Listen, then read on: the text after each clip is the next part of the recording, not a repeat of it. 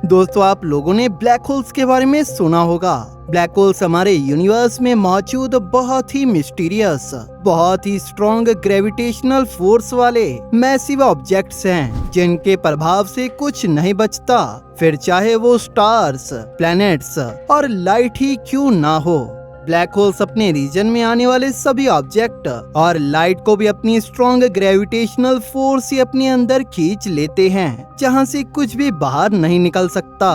जब कोई विशाल सितारा अपने जीवन को पूरा करके अपने अंत की ओर पहुंचता है, तो वो अपने अंदर ही श्रिंक होने की वजह से धीरे धीरे एक ब्लैक होल बन जाता है और सब कुछ अपने अंदर समेटने लगता है। हमारे वैज्ञानिक अपनी रिसर्च से कई सारे सुपर मैसिव और इंटरमीडिएट ब्लैक होल्स का पता लगा चुके हैं, जिनका मास हमारे सूर्य के मास से 5 गुना या उससे भी ज्यादा है। लेकिन हाल ही में रिसर्चर्स को एक नए ब्लैक होल के बारे में पता लगा, जिससे जुड़ी सारी स्टडी और रिसर्च को एक जर्नल में पब्लिश किया गया है, जिसे monthly notice of royal astronomy society के नाम से जाना जाता है। तो आइए जानते हैं इसके बारे में।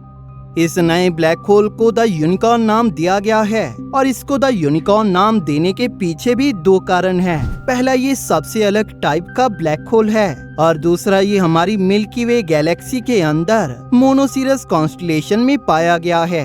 मोनोसिरस कॉन्स्टेलेशन के नाम को एंशिएंट एस्ट्रोनॉमर्स ने ग्रीक वर्ड यूनिकॉर्न पर ही रखा था। ये ब्लैक होल अपने नाम के अकॉर्डिंग बेहद यूनिक और रेयर है। वैसे तो ब्लैक होल्स को हम इजीली ऑब्जर्व नहीं कर सकते, क्योंकि ब्लैक होल्स किसी भी टाइप की लाइट को प्रोड्यूस नहीं करते।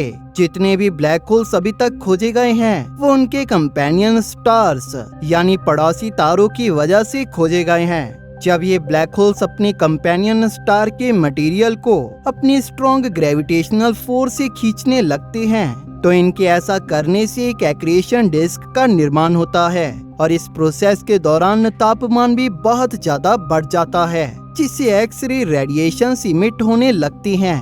बाद में यही एक्सरे रेडिएशन टेलीस्कोप के जरिए डिटेक्ट होती हैं, जिससे हमें पता चलता है कि वहाँ कोई ब्लैक होल हो सकता है।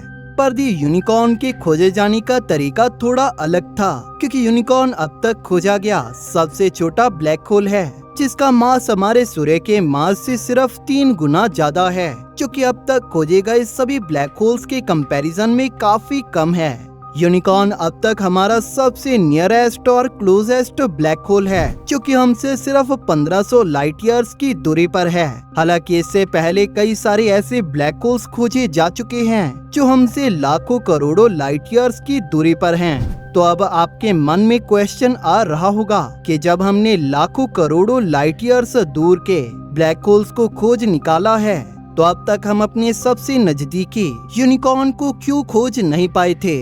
इस स्टडी के लीड ऑथर रिसर्चर थायरिंडू जायासिंगे और उनकी टीम ने कई ऑब्जर्वेटरीज के डेटा को एनालाइज करते हुए V723 MON नामक रेड जायंट की ब्राइटनेस और स्पेक्ट्रम ऑफ लाइट में हो रहे चेंजेस को ऑब्जर्व किया, और उन्होंने ये भी ऑब्जर्व किया कि कोई अननोन ऑब्जेक्ट इस रेड जायंट सितारे को अपने स्ट्रॉन्ग ग्रेविटेशनल फोर्स से खींच रही है, जिससे इसकी शेप में तो बदलाव आ रहा है, लेकिन इस रेड जायंट के मटेरियल को खींचता हुआ नहीं पाया गया। इस वजह से रिसर्चर्स को इस यूनिकॉर्न ब्लैक होल के आसपास न ही कोई एक्रेशन डिस्क दिखी और न ही किसी एक्सरे इमिशन को ऑब्जर्व किया गया। यही वो कारण है कि द यूनिकॉर्न ब्लैक होल के हमारे इतना पास होने के बाद भी हमारे रिसर्चर्स को इसके बारे में पता नहीं चल पाया था। इस टाइप के छोटे ब्लैक होल्स के एक्सरे इमिशंस न करने के कारण इन्हें डिटेक्ट कर पाना आज भी मुश्किल है। इस टाइप के ब्लैक होल्स को साइंटिस्ट और रिसर्चर्स ने मास गैप का नाम दिया है। आज भी द यूनिकॉर्न पर रिसर्च जारी है और इससे जुड़े सारे डेटा को रीएनालाइज किया जा रहा है, ताकि इस ब्लैक होल से जुड़ा कुछ और नया खोजा जा सके। इस यूनिकॉर्न की खोज ने हमारे रिसर्चर्स और वैज्ञानिकों को ये भी बताया कि हमारे आसपास इस तरह के और भी ब्लैक होल्स मौजूद हो सकते हैं, जिन्हें अभी हमारे द्वारा खोजा गया नहीं है और जो हमारे बेहद करीब मौजूद हो सकते हैं। आपका इस ब्लैक होल के बारे में क्या कहना है, हमें नीचे कमेंट सेक्शन में जरूर बताइए।